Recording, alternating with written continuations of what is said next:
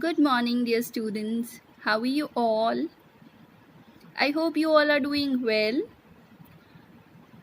As you all know, we have completed the lesson number 6, Desert.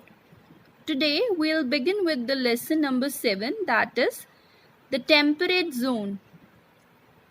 Before I explain this lesson to you, I want to discuss few terms with all of you.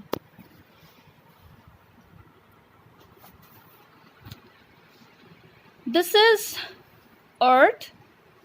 We have already discussed this in the previous class that to understand the behavior, to understand the different climatic zones, the earth is divided into different parts.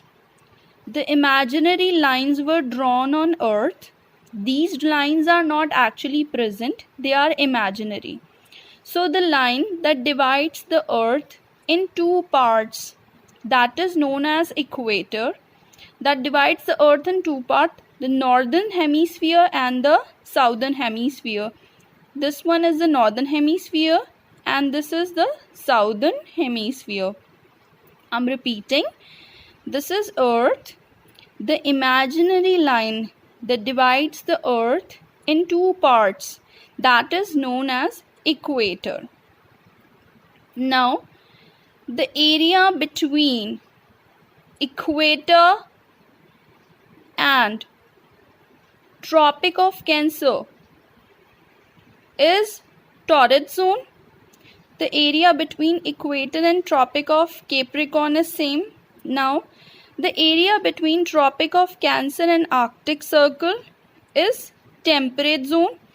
The area between Tropic of Capricorn and Antarctic Circle is temperate zone. And this is frigid zone, and these are also known as poles of the earth. This is North Pole and this is South Pole. When we move away from equator, from here to here, the temperature decreases. जब हम equator से poles की तरफ जाते हैं, जो temperature है वो बहुत कम हो जाता है.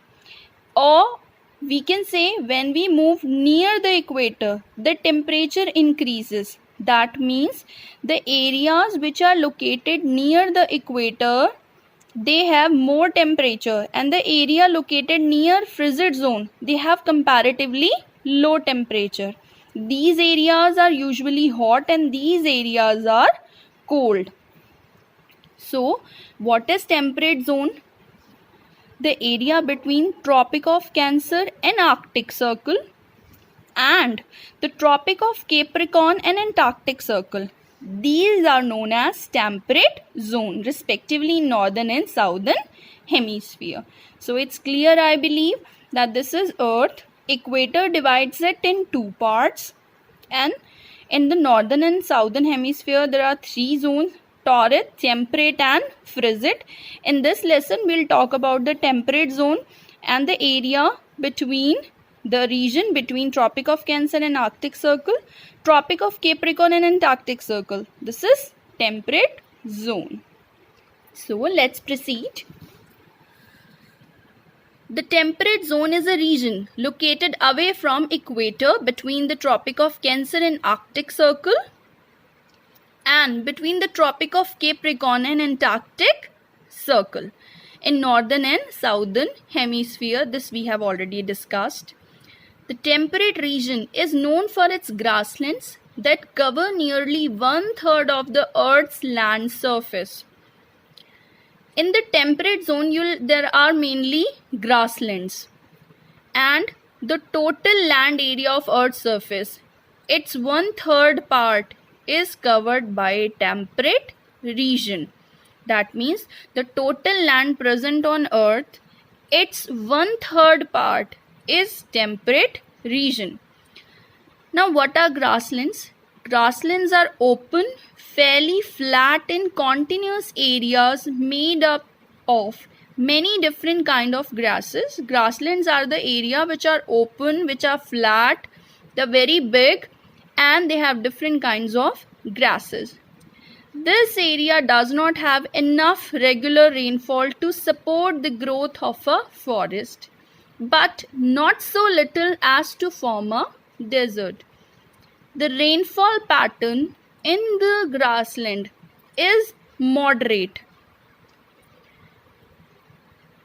The rainfall is not so little that it does not convert into desert, and it does not get a lot of rainfall, so it does not convert into forest area. So the rainfall is moderate, not very low and not very high.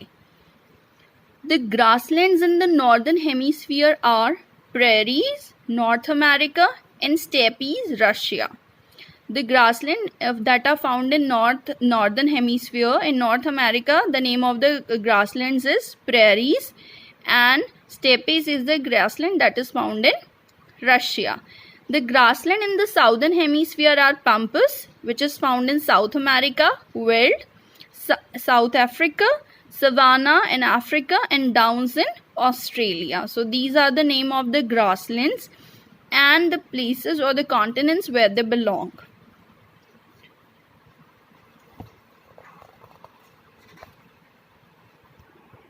Now we'll talk about the climate. The climate in these areas is warm in summer and cold in winter. In each hemisphere, snow is common in winter in areas of the temperate zone at a distance from the equator. But as we get closer to the equator, there is rainfall throughout the year. The average temperature in this area varies from 5 degree to 20 degree Celsius. So let's discuss this. The climate, the summers are warm and the winters are cold. In summers, the area, this is temperate zone, this area which is near to equator, this area, this receive rainfall, and this area which is near to the pole, this area receives snowfall.